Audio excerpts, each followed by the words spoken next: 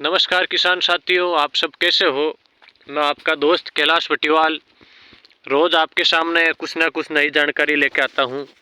आज मैं आपके बीच एक ऐसी खेती के बारे में जानकारी लेता हूँ जो खेती आप लगाकर एक बार भूल जाओ, बस अपने आप ही पैदा हो जाएगी, ऐसे मान लो।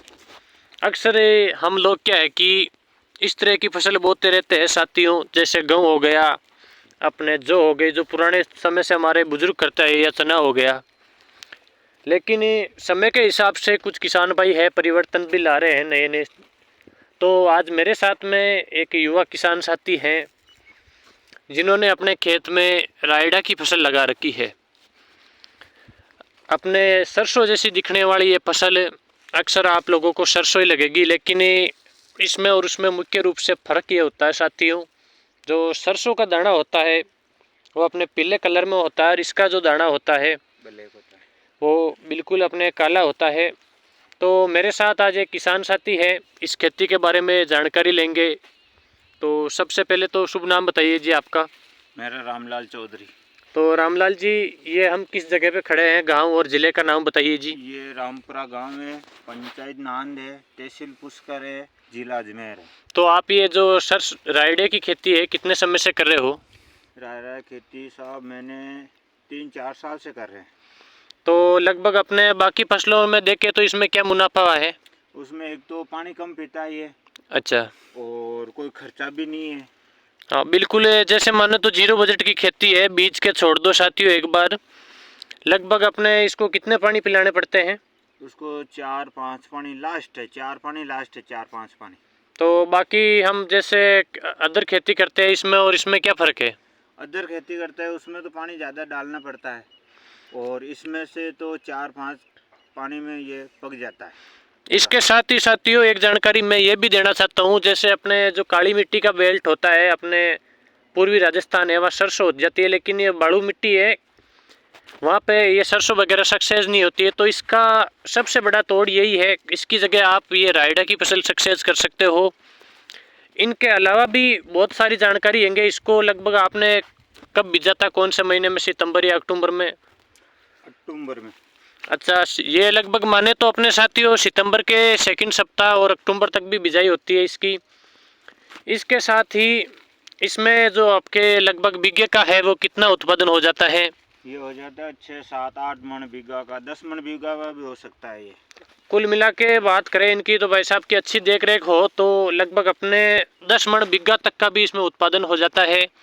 और बाजार रेट है जो वर्तमान में 6-7 हज़ार रुपये प्रति क्विंटल चल रही है, यानी कि अपने 4 क्विंटल है प्रति बीघा बैठ जाता है, तो भी 30-35 हज़ार रुपये बीघे के आसानी से हो सकता है।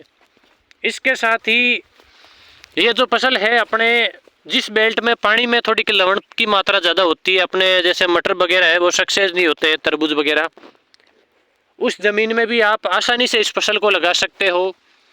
ये मेरे ख्याल से किसानों के लिए, जो किसान भारी पानी से परेशान है, उनके लिए भी एक वरदान साबित हुई है। इसके साथ ही बिल्कुल बिना देख रेख के फसल वाली है, यानी कि कुछ जिसके घर में भाई साहब लेबर की भी समस्या है, वो किसान साथी भी अपने आसानी से इस खेती को कर सकता है। अब इसके अंदर कितनी फलियां हैं एक एक गुच्छे में, तो हमारे को किसान साथी दिखाएंगे। देख लीजिए जरा कितनी फलियां निकल रही है। एक गुच्छा में कम से कम 60-70 फली है, एक डंडी में।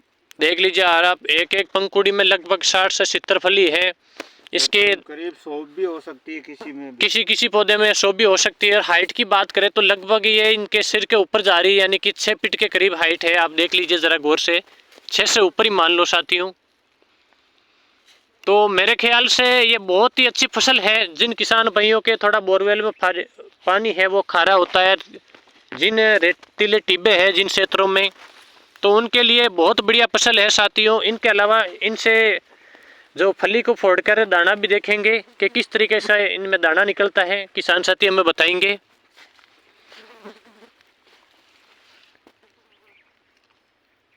अभी तो कच्चा है, और एक ही फली में कम से कम 10-10, 12-12 दाना होते हैं। देख लीजिए अभी पूरे पक्के नहीं है, लेकिन फिर भी इनके हाथ में है, जो आपको दिखाई दे देंगे साथियों। देख लीजिए इनकी हथेली में जो दाने हैं। तो मेरे ख्याल से जिन किसान भाइयों को घर में लेबर नहीं है और कम खर्चे में खेती करना चाहते हैं तो ये एक बहुत ही अच्छी फसल है। इसमें किसी भी तरह का कोई बीमारी लगने का डर नहीं होता है, किसी भी तरीके से कोई पेस्टिसाइड का खर्च नहीं होता है। तो मैं रामलाल जी को पुनः धन्यवाद दूंगा, हम लोगों को टाइम दिया। बहुत बहुत रामलाल जी धन्यवाद।